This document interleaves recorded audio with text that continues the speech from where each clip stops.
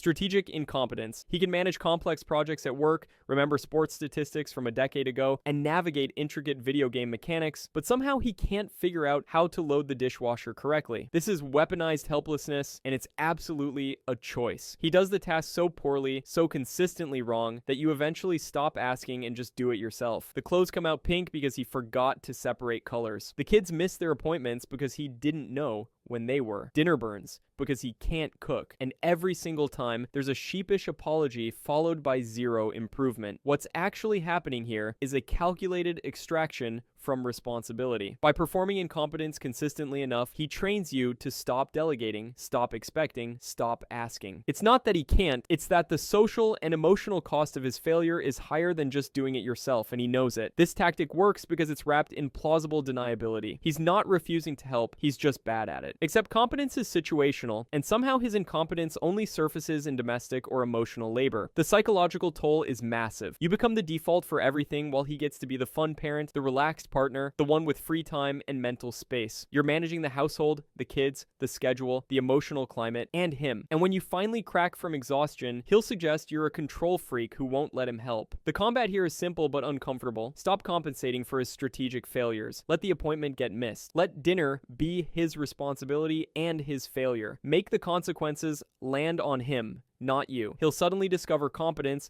when incompetence stops serving him. Preemptive victimhood. Before you can even bring up a legitimate concern, he's somehow already the injured party. You're upset about something he did, but 5 minutes into the conversation, you're apologizing and comforting him. It's a masterclass in emotional redirection. He'll get so hurt, so defensive, so devastated by your accusation that addressing the actual issue becomes impossible. The focus shifts entirely to his feelings, his pain, his experience of being criticized, and your original concern just evaporates into managing his emotional crisis. This works because women are socialized to prioritize others' emotional states, especially men's fragility. The moment he positions himself as the victim, your caretaking instinct kicks in, and the power dynamic inverts. Suddenly, you're the aggressor for having a boundary or naming a problem. He might cry, shut down completely, or launch into how hard he's trying and how nothing's ever good enough. The manipulation is that his emotional reaction becomes more important than your legitimate grievance. What makes this particularly insidious is that it trains you to stop bringing things up entirely. If every attempt at addressing an issue result in you having to manage his meltdown, you learn that it's easier to just stay quiet. That's the goal. Silence through emotional hostage taking. And over time, your needs, your feelings, your reality all get smaller and smaller until they barely exist at all. Combat this by refusing to get derailed. Name what's happening. I brought up something that hurt me, and now we're focused entirely on your feelings about me bringing it up. Hold the boundary. His feelings about being held accountable aren't more important than the actual issue. And if he consistently can't hear feedback without collapsing into victimhood, that's not sensitivity, that's control. Doubt installation. He doesn't argue with your perceptions directly. Instead, he plants tiny seeds of doubt that grow into full-blown uncertainty about your own judgment. You mentioned feeling uneasy about something,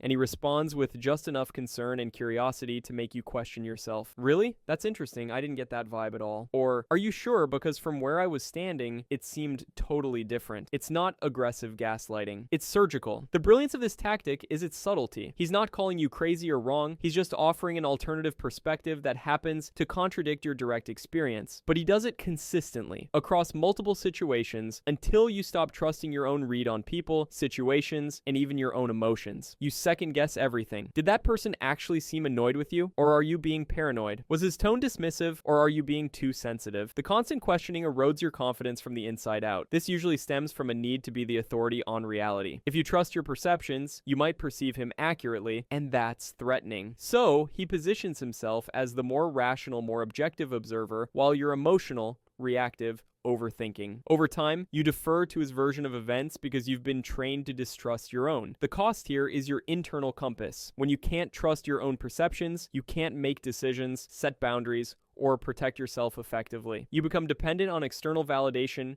usually his, to know what's real. Combat this by documenting your perceptions and revisiting them later. Your initial read is usually correct. Start trusting it again, even when he suggests otherwise. Especially when he suggests otherwise. Selective amnesia. He remembers every time you were late, every sharp word you said in an argument 3 years ago, every minor slight or perceived failure. But the promise he made last week, the commitment he agreed to yesterday, the conversation where he said he'd change, gone. Completely wiped from memory. And when you bring it up, he'll look at you with genuine confusion, like you're describing events that never happened. I never said that. That's not what we agreed on. You're remembering it wrong. This isn't isn't a poor memory, it's selective retention weaponized. He remembers what serves him and forgets what holds him accountable. The convenience is remarkable. Every forgotten promise happens to be one that would require effort or change from him. Every misremembered conversation happens to be one where he made a commitment. Meanwhile, your failures are cataloged with photographic precision, ready to be deployed whenever you step out of line. What makes this crazy making is that it forces you into a constant battle over basic reality. You're not discussing the issue anymore. You're arguing about whether the conversation even happened. And without proof, it becomes your word against his, and he's betting on his confidence outlasting your certainty. Over time,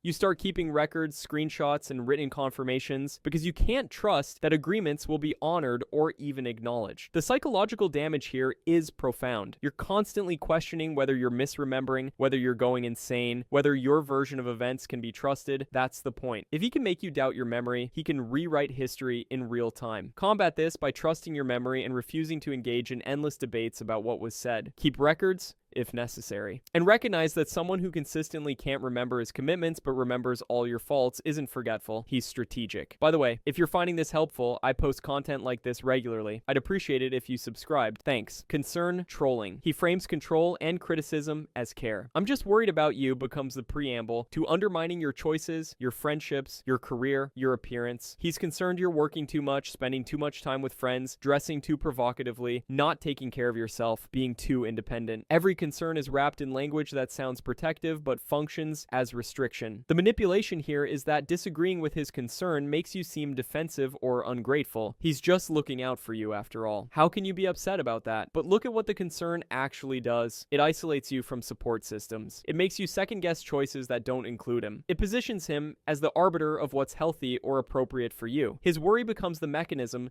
through which he controls your life while maintaining the moral high ground. This tactic works especially well because women are taught that male attention, even controlling attention, is love. If he cares enough to worry, that means he loves you, right? Except care doesn't restrict. Care doesn't isolate. Care doesn't systematically undermine your autonomy while calling it protection. What he's actually concerned about is losing control, losing access, or losing the version of you that serves his needs. The cost is your freedom, disguised as his devotion. You start making choices based on avoiding his concern rather than what you actually want or need. You shrink your life to ease his anxiety, which conveniently happens to make you more dependent and more manageable. Combat this by examining what his concern actually accomplishes. Does it expand your life or restrict it? Does it empower you or diminish you? If his care consistently makes you smaller, it's not care. It's controlled with better branding. Manufactured crises. Things are calm, you're finding your footing, maybe even considering leaving, and suddenly there's an emergency. He loses his job, has a health scare, faces a family crisis, experiences devastating anxiety, or discovers some traumatic childhood memory that needs immediate processing. And conveniently, all of these crises require your support, your presence, your emotional labor. They also happen to prevent you from focusing on your own needs or following through on any plans that don't center him. The pattern is what gives it away. These emergencies surface with suspicious timing. Right when you're pulling away emotionally, right when you've started building independence, right when you're about to have a serious conversation about the relationship, not every crisis is manufactured, but the consistent timing reveals the strategy. He's learned that vulnerability and need are effective tools for securing your attention and delaying your departure. What makes this particularly effective is that leaving someone in crisis feels cruel. You can't abandon him when he's struggling, when he needs you most, when he's finally being vulnerable. Except vulnerability weaponized isn't intimacy, it's manipulation. And crises that consistently prevent your autonomy or exit aren't coincidence, they're tactics. He may not even be fully conscious of the pattern, but his nervous system has learned that disaster reliably secures your care and commitment. The damage here is that your life becomes an endless cycle of managing his emergencies while your own needs perpetually wait. There's never a good time to leave, never space to focus on yourself, never room for your priorities. You're always in triage mode, and he's always the patient. Combat this by noticing the timing. If crises consistently erupt when you're establishing boundaries or independence, that's data. Support doesn't mean sacrificing yourself indefinitely. Even in a crisis, manipulation is still manipulation. Comparison, weaponization. He uses other women as a measuring stick to keep you insecure and compliant. His ex was more easygoing, less demanding, better at certain things. His coworker is so chill and doesn't make a big deal out of stuff. His friend's girlfriend is more supportive, more affectionate, more whatever you're currently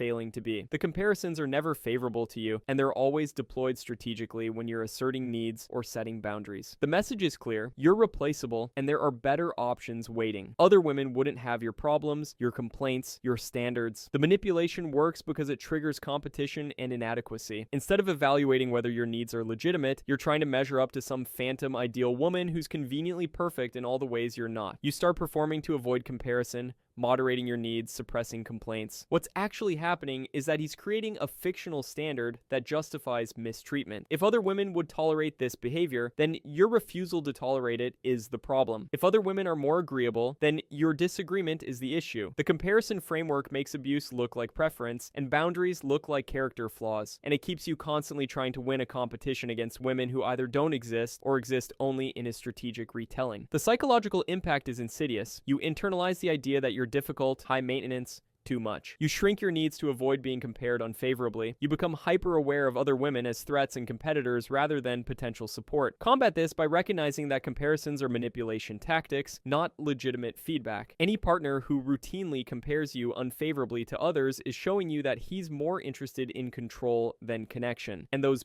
better women he mentions, they either left him for the same reasons you're considering, or they don't exist outside his imagination. Incremental isolation. He doesn't demand you cut off friends and family. That would be obvious. Instead, he makes spending time with them so difficult, so uncomfortable, so laden with consequences that you gradually withdraw on your own. He's in a bad mood before you go out. He picks a fight right before you leave. He needs something urgent when you're spending time with loved ones. He sulks, goes silent, or creates tension that makes the event not worth the aftermath. Over time, the calculation becomes automatic. Is seeing your friend worth the 3 days of coldness that follow? Is the family dinner worth the interrogation about who was there and what was said? Is maintaining that friendship worth managing his insecurity and suspicion? Slowly, you see people less, then barely at all, then not at all. And from the outside, it looks like your choice. He never forbade anything. You just stopped going. This works because isolation doesn't feel like isolation when it happens gradually. You tell yourself you're choosing peace, avoiding conflict, being considerate of his feelings. But what you're actually doing is sacrificing your support network to manage his controlling behavior. And without that network, you become more dependent on him, more trapped, more vulnerable to escalating mistreatment. The people who would notice the red flags, challenge his behavior, or help you leave are systematically removed from your life. The cost is comprehensive. You lose perspective, support, resources, and witnesses. You're alone with his version of reality, and there's no one left to confirm that what you're experiencing isn't normal. Combat this by maintaining relationships no matter the cost to his comfort. His reactions to your relationships are data about his control needs, not evidence that you're doing something wrong. Isolation is a precursor